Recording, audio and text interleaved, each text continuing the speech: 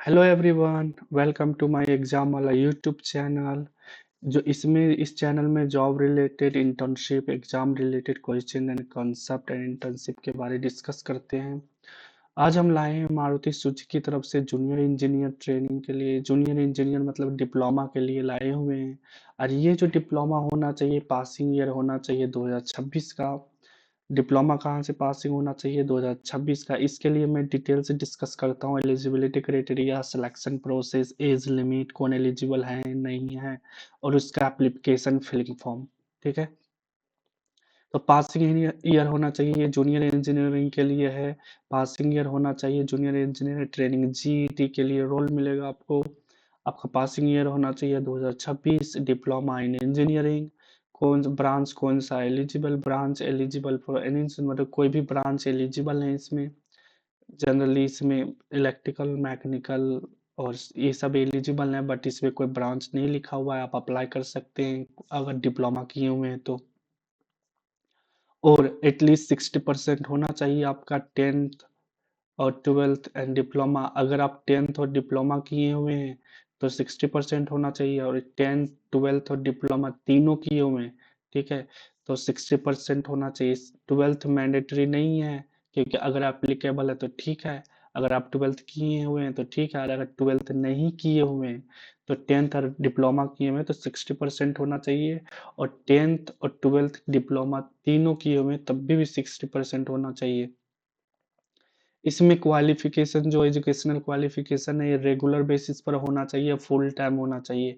ऐसा नहीं कि ये आप ओपन स्कूलिंग, ओपन यूनिवर्सिटी से आप है मतलब किए हुए स्कूलिंग एंड डिप्लोमा तो एलिजिबल नहीं है। ठीक है, स्कूलिंग एंड जो होना चाहिए, स्कूलिंग और जो आपको डिप्लोमा होना चाहिए उसी उसी के टाइम के बीच में कंप्लीट होना चाहिए, टाइम ड्यूरेशन ऑफ कोर्स के बीच में। ऐसा नहीं कि आप किसी एक ईयर या 2 ईयर गैप ले लिए हुए तो आप एलिजिबल नहीं है। आप करेंट बैकलॉग नहीं होना चाहिए, और कलर ब्लाइंड एलिजिबल नहीं है, जो कलर ब्लाइंड की प्रॉब्लम है।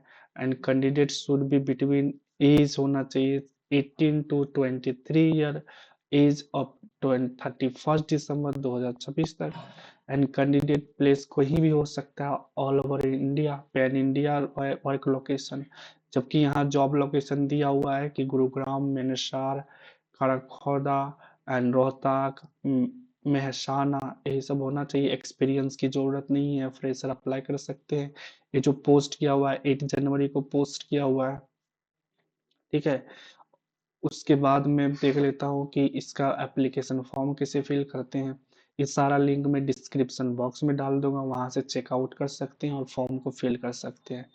ठीक है, यहाँ पर आप अपडेटेड रिज्यूमे डालिएगा, जो आपका अपडेटेड रिज्यूमे होगा। उसके बाद नेम, फर्स्ट मिडिल नेम, फिर यहाँ पर लास्ट नेम, फिर यहाँ पर जो आपका ईमेल आईडी है, फ़ोन नंबर, जेंडर, ठीक है। और वर्क एक्सपीरियंस तो होना ही नहीं चाहिए, क्योंकि वर्क एक्सपीरियंस फ्रेशर के लिए है। ठीक है, उसके बाद अगर आप कहीं पे थोड़ा भी काम किए हैं 6 महीना तो चल जाएगा। ठीक है, तो उसमें भी आप इसका प्रीवियस एम्प्लॉय है कि नहीं वो भी डाल सकते हैं। आपका डोमिसाइल स्टेट क्या है, डोमिसाइल सिटी क्या है, कॉलेज नेम क्या है, एंड ब्रांच ऑफ स्टडी क्या। ब्रांच स्टडी देख सकते हैं, कोई भी एलिजिबल है इसमें। IT, CS, electronic, civil, mechanical, ठीक है, कंप्यूटर तो इसमें मेंशन नहीं किया हुआ है। Audit, material science, metrology, fire and safety, polymer, तो सारा एलिजिबल है, तो सारा आप डाल सकते हैं। और एंड इसका date of birth, father's name, mother's name, and upload recent photograph. उसके बाद ये डालने के बाद आप अपना, अगर आप पीडब्ल्यूडी है तो डाल सकते हैं, मगर पीडब्ल्यूडी में आपका कलर ब्लाइंड नहीं होना चाहिए।